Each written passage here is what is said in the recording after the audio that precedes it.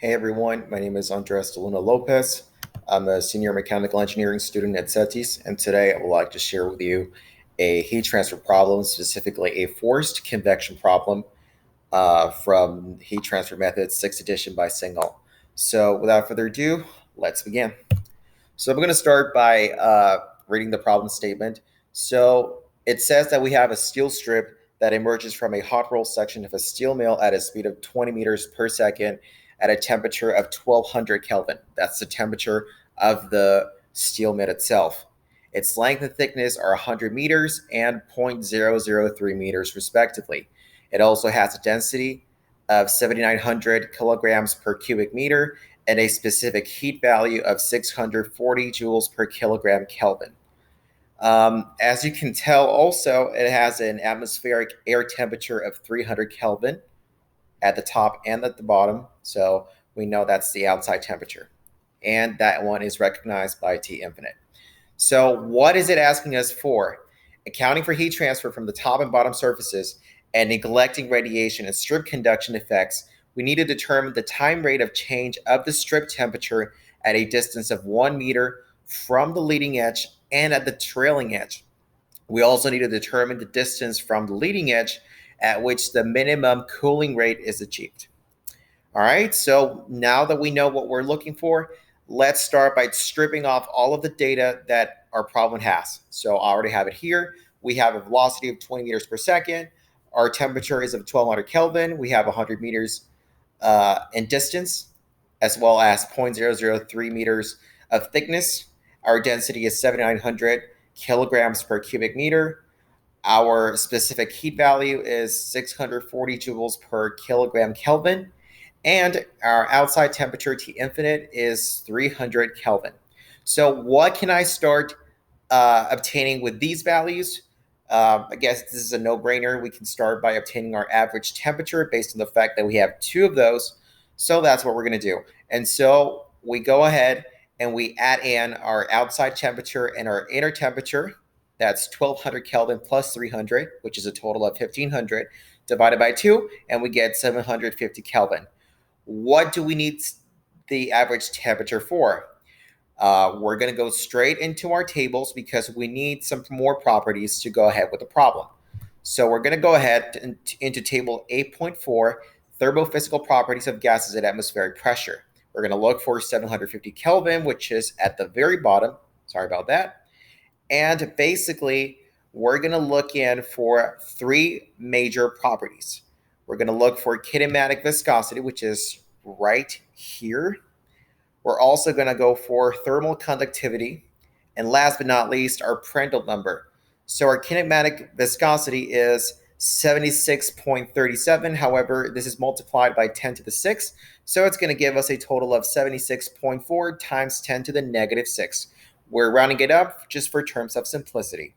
There we're going to go with thermal conductivity, and that is going to give us 0.0549 watts per meter Kelvin, and our Prandtl number will remain the same, which is 0.702. Now, what are we going to start with? We're going to write down our energy balance equation just like we have done it before. So that is the derivative of EST over dt. That is equal to the inner energy minus the energy that's exiting plus the energy that's been generated. Now, we know there's no energy that's coming in. There is energy coming out, which is through convection, and there is no energy being generated. So our equation is going to look like this. And so from there, we just add in the values. Since we know that our exiting energy is through convection, we add in our equation. Same thing goes for EST, and we leave it like this for terms of simplicity. And also because, remember, we're looking for the change of the strip temperature. All right. So so we try to put this value onto the other side. And since we have area gets eliminated through algebra, and we just add in the values, and we end up getting negative 0.119 convection heat transfer coefficient, which is left as an extra value, which we're going to look for, obviously. So we're not done yet, obviously. Now we're gonna Since they're asking us for the distance at 1 meter, we're gonna go ahead and use Reynolds number. The importance of Reynolds number is to determine whether a fluid is laminar or turbulent. So our equation says in order to obtain Reynolds number, this will be equal to the velocity times distance over the kinematic viscosity. So this will be equal to 20 times 1 over 76.4 times 10 to the negative 6. And this will be equal to 2.62 times 10 to the fifth. Now, our transition number is 5 times 10 to the fifth. And so, because of the fact that this number does not exceed that, then our fluid we know is acting laminarly. Based on that, we're going to use the following Nusselt number equation, which is 0.332 times Reynolds number times distance over a half times Prandtl number to the third. We just add in all of our values and we get 151.032. From there, we're going to go ahead and look for our heat transfer coefficient, and that'll be equal to thermal conductivity over distance times our Nusselt number, which we already obtained. We plug in all the values and we obtain 8.29 watts per square meter Kelvin. Last but not least, we can finally go back into our original equation, the change of the strip temperature, but at a distance of 1 meter, we just add in our heat transfer coefficient, our convective heat transfer coefficient, excuse me, and it gives us a total of negative 0.9865 Kelvin per second. Now, that's only half of the problem. Now it's asking us to find the distance at which the minimum cooling rate is achieved. So pretty much in order to obtain that, we obviously have to do the same process, but now it has to be at a distance of 100 meters, which is the trailing edge, right?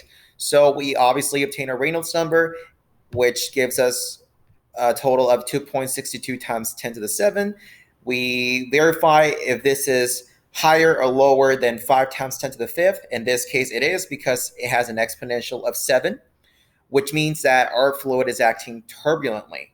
So therefore, our Nusselt number equation is going to change, and it's going to go into 0.0296 Reynolds number times distance to the half power times Prandtl number to the third power.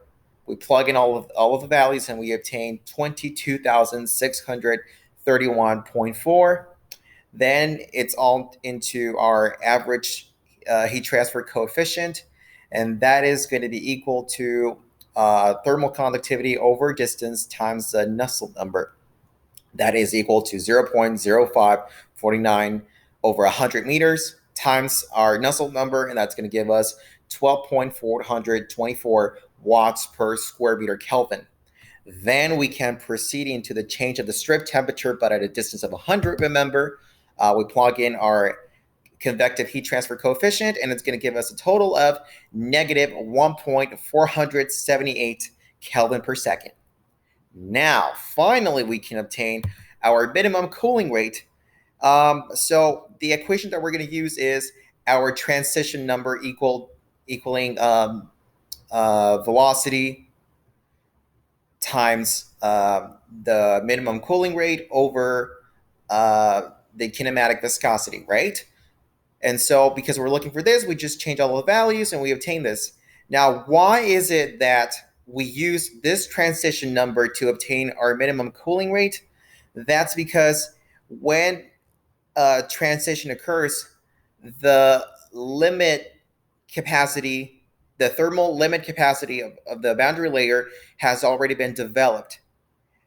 And it has a thickness of greater than delta, right? As you can see on this graph over here. So therefore, we use 5 times 10 to the 5th, and that will be times our kinematic viscosity over 20 meters per second. And doing all the algebra, we obtain 1.91 meters. So that is the final step of our problem. If you have any more questions, feel free to ask them on the comment section. I will be more than happy to answer them. when it comes to the problem, this is the end of it, like I said. So I really appreciate you taking the time to watch this video, and I hope to hear from you soon if you have any questions in regards to this. So thank you, and bye-bye now.